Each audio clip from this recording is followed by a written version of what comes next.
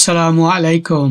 আমার ৩০ বছরের বেশি সময়ের কর্মজীবনে আমি জাতিসংঘ, Nokia, Microsoft, international telecommunication union, Capgemini, HCL technologies এবং বর্তমানে উইপ্রো সহ বিশ্বের শীর্ষস্থানীয় সংস্থাগুলোর সাথে কাজ করার সৌভাগ্য হয়েছে। বিভিন্ন দেশের, বিভিন্ন জাতির, বিভিন্ন জাতীয়তার, বিভিন্ন ভাষার এবং সংস্কৃতি মানুষের সঙ্গে আমার কাজ করার অভিজ্ঞতা আমার পেশার জগতে কিছু গুরুত্বপূর্ণ শিক্ষা দিয়েছে। বিভিন্ন সময় ম্যানেজার হিসাবে দায়িত্ব পালন এবং বহুজাতিক টিম পরিচালনা করার অভিজ্ঞতা থেকে আমি কিছু বিষয় জানতে পেরেছি যা আমাদের ক্যারিয়ারের অগ্রগতিতে বাধা সৃষ্টি করতে পারে। আজকের ভিডিওতে আমি এরকম 7টি অভ্যাস নিয়ে কথা বলবো যেগুলো আপনার ক্যারিয়ারের অগ্রগতিতে সমস্যা সৃষ্টি করতে পারে। তাই 2025 সালকে যদি আপনার সাফল্যের বছর বানাতে চান তাহলে এই অভ্যাসগুলো এখনই ছেড়ে দিন। চলুন শুরু করা যাক।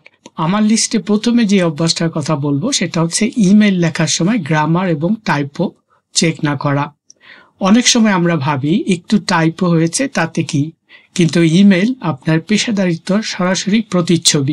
ধরুন আপনি একটি গুরুত্বপূর্ণ ইমেল পাঠালেন যেখানে বানান বা বাক্য গঠনের ভুল রয়ে গেছে। এতে প্রাপকের মনে হতে পারে যে এই ব্যক্তি কি নিজের কাজে যথেষ্ট মনোযোগী, এমনকি আপনার উপর আস্থাও কমে যেতে পারে। একটি গবেষণায় দেখা গেছে ভুলযুক্ত ইমেল পেশাদারিত্বে নেতিবাচক প্রভাব ফেলে এবং আপনার কাজের প্রতি গুরুত্বহীনতার মনোভাব প্রকাশ করে। তাই ইমেল পাঠানোর আগে অবশ্যই একবার প্রুফরিড করুন, এটি আপনার পেশাগত ইমেজকে আরো উন্নত করবে। 2 নম্বরে একটি বিশেষ বিষয় যেটা আমরা সবসময় করে থাকি সেটা হচ্ছে অতিরিক্ত কথা বলা। একটা জিনিস মনে রাখবেন যে অতিরিক্ত কথা বলা সবসময় আত্মবিশ্বাস প্রকাশ করে না, বরং এটি অন্যদের বিরক্ত করতে পারে এবং আপনার প্রতি তাদের মনোযোগ কমিয়ে দিতে পারে। ভালো শোনা একটি শক্তি। যারা ভালো শ্রোতা তারা সহজেই অন্যদের বিশ্বাস অর্জন করতে পারেন এবং প্রয়োজনীয় তথ্য সংগ্রহ করতে সক্ষম হন। ধরুন আপনার ম্যানেজার কোনো বিষয় নিয়ে আলোচনা করছে। যদি আপনি মনোযোগ দিয়ে শুনে তার বক্তব্য বুঝতে পারেন এবং প্রাসঙ্গিকভাবে উত্তর দেন তাহলে তিনি আপনাকে গুরুত্বপূর্ণ কাজে অন্তর্ভুক্ত করতে দ্বিধাগ্রস্ত করবেন না। তাই কথা বলার আগে অন্যের কথা মনোযোগ দিয়ে শোনার অভ্যাস করে তুলুন। এটি আপনার প্রতি মানুষের আস্থা বাড়াবে এবং আপনাকে আরো দক্ষ পেশাদার হিসাবে প্রতিষ্ঠিত করবে। এই ভিডিওটি এই পর্যন্ত যদি আপনার ভালো লেগে থাকে এবং ক্যারিয়ার নিয়ে আরো এরকম সহায়ক ভিডিও পেতে চান তাহলে দয়া করে এই ভিডিওতে লাইক দিন, চ্যানেলটি সাবস্ক্রাইব করুন এবং কমেন্টসে জানান। আপনার লাইক এবং সাবস্ক্রিপশন আমাকে আরো অনুপ্রাণিত করে যাতে আমি আপনাদের জন্য আরো ভালো কন্টেন্ট তৈরি করতে পারি। অনেক ধন্যবাদ। 3 নম্বরে আমার লিস্টে সেটা হচ্ছে ডেডলাইন না মানা। ডেডলাইন মেনে কাজ করা আপনার পেশাদারিত্বর একটি গুরুত্বপূর্ণ অংশ। এটি আপনাকে দায়িত্ববোধ এবং কাজের প্রতি প্রতিশ্রুতির প্রতিফলন ঘটায়।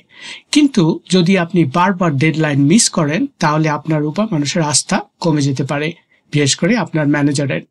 একটি গবেষণায় দেখা গেছে যে ডেডলাইন মিস করা সহকর্মী বা ম্যানেজারের মধ্যে নেতিবাচক প্রভাব ফেলে, এমনকি আপনার দল আপনাকে ভবিষ্যতে গুরুত্বপূর্ণ কাজে যুক্ত করতে চাইবে না। সমস্যা থাকলে ডেডলাইন আসার আগেই তা আপনার ম্যানেজার বা টিমকে জানান। এতে সমাধান খোঁজার সময় পাবেন এবং সমস্যার মোকাবেলা করা সহজ হবে। অজুহাত দেওয়া নয়, বরং দায়িত্বশীল আচরণই আপনাকে একজন বিশ্বস্ত কর্মী হিসেবে প্রতিষ্ঠিত করবে। মনে রাখবেন, ডেডলাইন মেনে চলা শুধু একটি পেশাদার অভ্যাস নয়, এটি আপনাকে ক্যারিয়ারের উন্নতির জন্য একটি অপরিহার্য শর্ত হিসাবে কাজ করতে পারে। 4 নম্বরে অফিসে ব্যক্তিগত সমস্যার কথা বলা। কাজের জায়গায় পেশাদারিত্ব বজায় রাখা অত্যন্ত গুরুত্বপূর্ণ, কিন্তু অনেক সময় আমরা নিজেদের ব্যক্তিগত সমস্যাগুলো অফিসে প্রকাশ করি, যা আপনার সহকর্মী বা ম্যানেজারদের মধ্যে ভুল ধারণা তৈরি করতে পারে। ধরুন আপনি বারবার আপনার ব্যক্তিগত সমস্যার কথা টিমের সামনে আলোচনা করছেন। এতে আপনার সহকর্মীরা হয়তো ভাবতে পারেন আপনি হয়তো আপনার কাজের প্রতি পুরোপুরি মনোযোগী নন।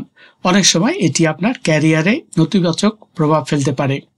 অফিসে ব্যক্তিগত বিষয়ে কথা বলা উচিত না, কিন্তু বলতে পারেন তখনই যেটা আপনার কাজের সাথে সম্পর্কযুক্ত।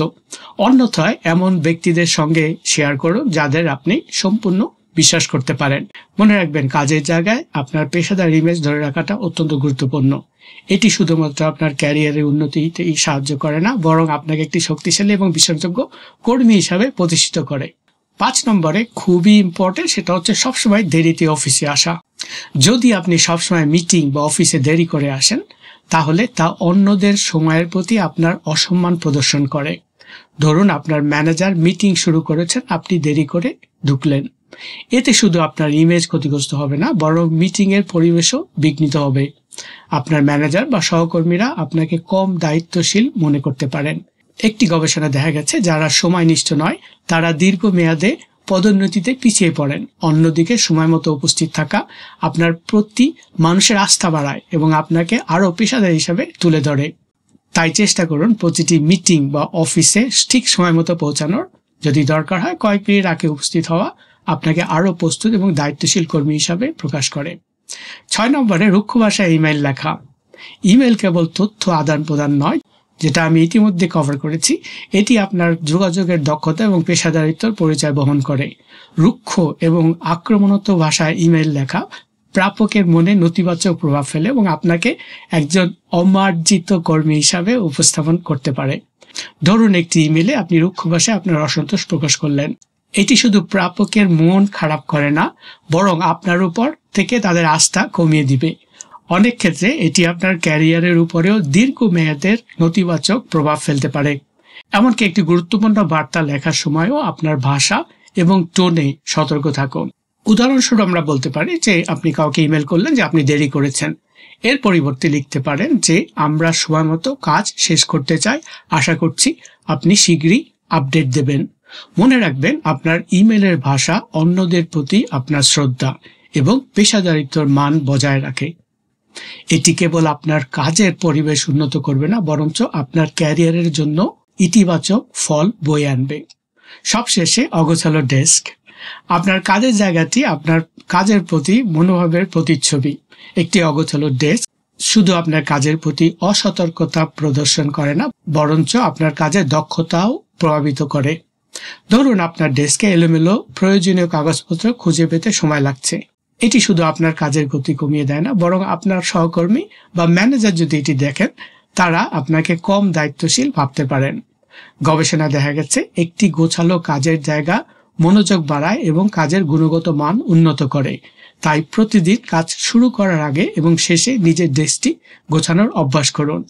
এটি আপনাকে আরও পেশাদার এবং অর্গানাইজ কর্মী হিসাবে তুলে ধরবে। মনে রাখবেন, কাজের পরিবেশ আপনার মানসিক স্থিতি এবং কাজের প্রতি আপনার দায়িত্বশীলতার সরাসরি প্রভাব ফেলে। পরিষ্কার ও পরিপাটি ডেস্ক আপনার পেশাদারিত্বের একটি গুরুত্বপূর্ণ অংশ। আজ আমরা এমন 7টি বাজে অভ্যাস নিয়ে কথা বললাম, যেগুলো আপনার ক্যারিয়ারের উন্নতিতে বাধা হয়ে উঠতে পারে। এই অভ্যাসগুলো যদি আপনি ধীরে ধীরে পরিবর্তন করেন, তবে 2025 সাল আপনার জন্য সাফল্যের নতুন দুয়ার খুলে দিতে পারে। মনে রাখবেন, আপনার অভ্যাসই আপনার ভবিষ্যৎ গড়ে তোলে। তাই নিজের অভ্যাসগুলো পর্যালোচনা করুন এবং সেগুলো আরও ভালোভাবে গড়ে তুলুন।